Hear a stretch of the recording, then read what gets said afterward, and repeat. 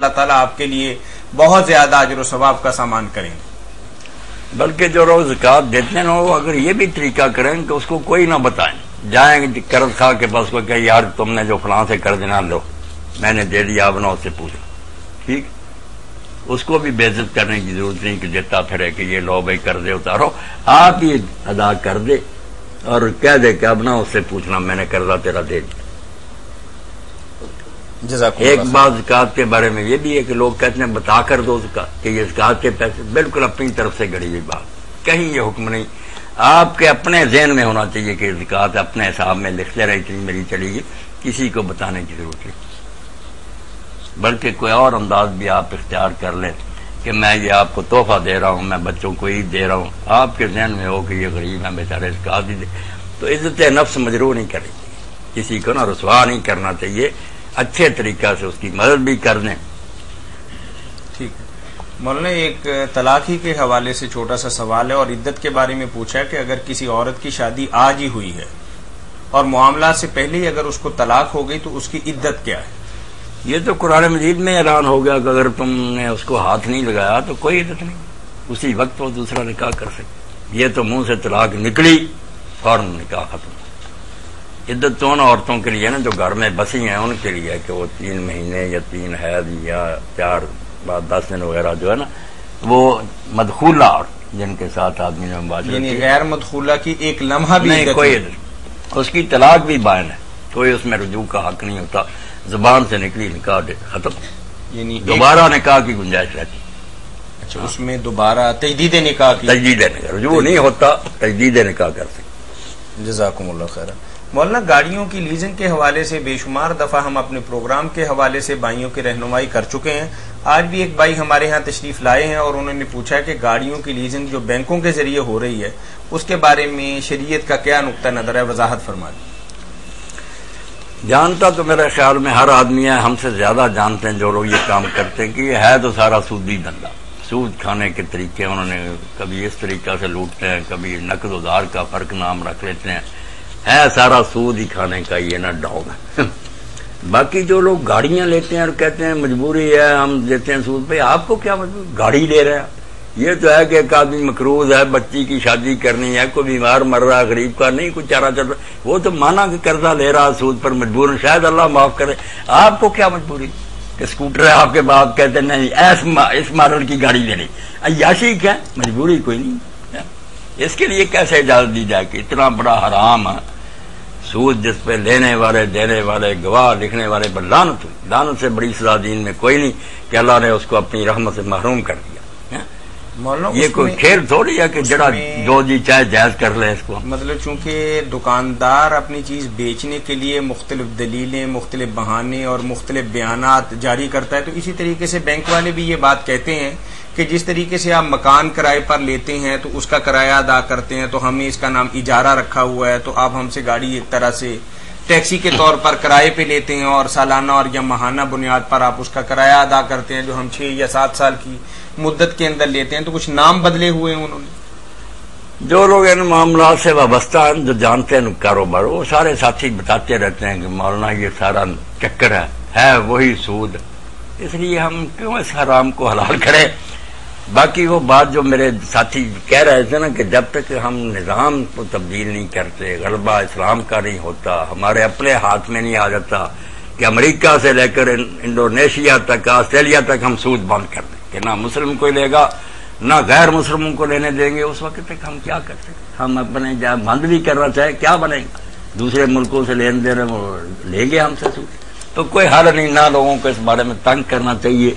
جو آدمی اللہ سے ڈرتا اپنی حد تک بچ سکتا ہے نا تو وہ لے تو نہ، کم از کم اگر دینا پڑتا ہے تو چلو لے نہ، کبھی بھی اتنا تو کر لے اس دور میں، باقی حل کوئی نہیں، مشکل ہے بہت، ہر طرح نہ پھنسے ہوئے لوگ۔ اب وہ نظام اسلامی کے لیے لوگوں کا ذہن نہیں، نہ اس کے لیے کوشش کرتے ہیں، نہ تڑپ ہے، یہ جرم ہے اس سے، ورنہ کوشش کرے نا کہ یہ دنیا پلٹ لی جائے، اسلام غالب ہے، شاید پھر عبوری دور میں ہم یہ حرام کھاتے بھی رہیں، اللہ نظر انداز کرے، جب آرام سے مطمئن ہو کر گندگی کے ڈھیر پر بیٹھے ہیں دھرنا جما کر، پھر کیا بہانہ سنا جائے کہ تم کوشش بھی نہیں کرتے تھے کہ وہ تو یہ سمجھتے ہیں کہ بینک کا نام ہی اگر برکہ بینک رکھ لو یا المیزان بینک رکھ لو یا کچھ نام مسلمانوں جیسا رکھ لو تو شاید اعمال بھی مسلمانوں جیسے ہی شمار ہوں گے. یہی بات اللہ کے رسول علیہ السلام نے فرمائی تھی نا کہ میری امت کے لوگ ہر حرام کو حلال کر لیں گے، اس کا نام بدل دیں، بس ایک اور نام رکھ لیں گے. اب وہ ڈومنیوں کا جو کام ہوتا تھا ناچنا گانا، اس کا نام ثقافت رکھ لیا کہ یہ ثقافت ہے. موسیقی روح کی غذا بن گئی ہے. اب تو اس حوالے سے بے شمار معذرت کے ساتھ علماء کے فتوے ان کے پاس ہیں کہ یہ جائز ہے. آپ کس طریقے سے کہتے ہیں کہ ناجائز ہے؟ باقاعدہ جو گاہک آتا ہے اگر ان سے یہ سوال کرتا ہے تو ایک لکھا پڑھا پورا فتویٰ، اور میں ایک بینک کے اندر گیا تو وہ مجھے بھی دے رہا تھا. میں نے کہا یار میں انگریزی نہیں پڑھ سکتا، آپ کے کتنے کسٹمر ہیں، خود آپ اپنے عملے کو اکٹھا کر لیں تو یہ فتویٰ مجھے اردو میں وہ نہیں سمجھا نہیں سکتا.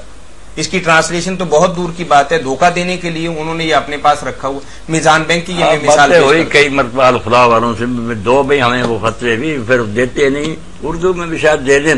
مگر کیا کریں علماء کے پاس جو صورتحال بنا کر پیش کر دیتے ہیں وہ کبھی دھوکہ بھی کھا جاتے ہیں کہ شاید یار یہ حلال ہی ہو. باقی ایسے علماء بھی ہیں ساتھ ہی، جیسے ایک رسالہ شاید ساحل ہی ہے اس کا نام، وہ دیوبندی علماء لکھتے ہیں. انہوں نے تقی عثمانی صاحب کو بہت برا کہا کہ آپ کیوں ان سے پیسے لے کر ان کو یہ فتوے دیتے ہیں، آپ کو یہ سارے بینک اتنی خدمات کرتے ہیں، آپ حرام کو حلال کریں. بڑی ترجیح کی 100-200 صفحات کہ کس طرح یہ حلال بنتا، سارا وہی حرام. تو علماء میں سے رد کرنے والے بھی ہیں. باقی جو حالات ہیں اب جب ہم بدل نہیں سکتے تو اس میں بہتے جا رہے ہیں. نہیں، اگر کوئی آدمی مولانا تقی عثمانی صاحب، میں نام نہیں لینا چاہتا، ان کے ساتھ تعلق کی بنا پر انہیں بہت بڑا عالم دین سمجھے اور یہ سمجھے کہ ان کا فتویٰ صحیح ہے، اگر وہ کوئی ایسی حرکت کر بیٹھتا ہے تو جرم کس کا ہوگا؟ جرم تو مولانا کا ہی ہوگا. پھر اللہ معاف کرے، جب ان کے پائے کہ انہیں کے طبقے کے لوگ دہائی دے رہے ہیں کہ یہ نہیں مولانا حلال ہے، تو پھر آدمی کو چاہیے نا سارے ادھر ادھر تلاش کرے. پھر اگر غلطی بھی ہو جائے گی وہ یہ ہے کہ بس سمجھ لیا کیسے مطلب حل ہوتا ہے، دور پڑے یہ تو بری بات، خود غرضی. جی، اسامہ کے ایک تحریری سوال ہے کہ وہ پوچھتے ہیں کہ اللہ تعالیٰ نے واقعی نبی کریم صلی اللہ علیہ وسلم سے یہ وعدہ فرمایا تھا کہ اگر کوئی آدمی جمعۃ المبارک کے روز فوت ہوگا تو اللہ تعالیٰ اسے جنت الفردوس کے اندر جگہ دیں گے؟ جمعۃ المبارک کے بارے میں تو نہیں، جمعہ کی رات جو ہے نا، جمعہ رات جب گزر جاتی تو جمعہ اور اس کے درمیان کی رات،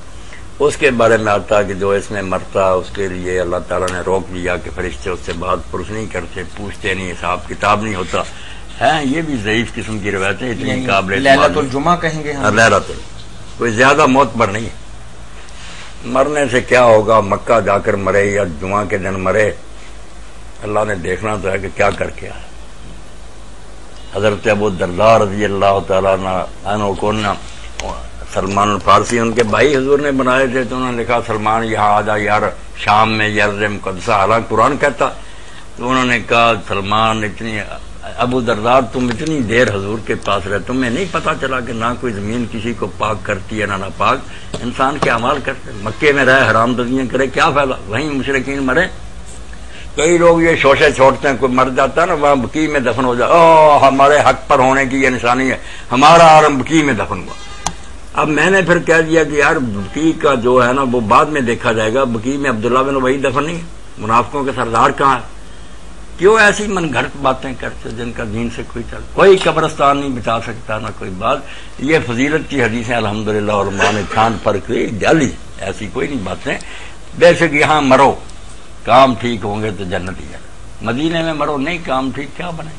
منافق وہاں ہی مرے سارے. مولانا ایک بڑا سیاسی سا سوال ہے جو دینی حوالے سے ہم سے پوچھا گیا ہے کہ اگر کوئی آدمی مر جاتا ہے تو اللہ کے نبی صلی اللہ علیہ وسلم نے فرمایا کہ اذکروا موتاکم بالخیر. وہ کہتے ہیں کہ چونکہ اسلامی حکومت ہے تو پھر بھی جس بندے کو ناحق مارا گیا، اگر کوئی بندہ ظالم ہے، جبر کرتا ہے، غلط کام کرتا ہے، تو عدالتیں ہی فیصلہ کرنے کے لیے ہیں، افراد نہیں ہیں فیصلہ کرنے کے لیے کہ پولیس جائے کہ تمہارے اوپر یہ الزام ہے. اکبر بگٹی صاحب کے حوالے سے بھائی نے سوال کیا ہے، تو کیا ایسا کرنا ان کے لیے روا ہے؟ اکبر بگٹی ہوں یا کوئی اور ہو، یہ بالکل ٹھیک ہے.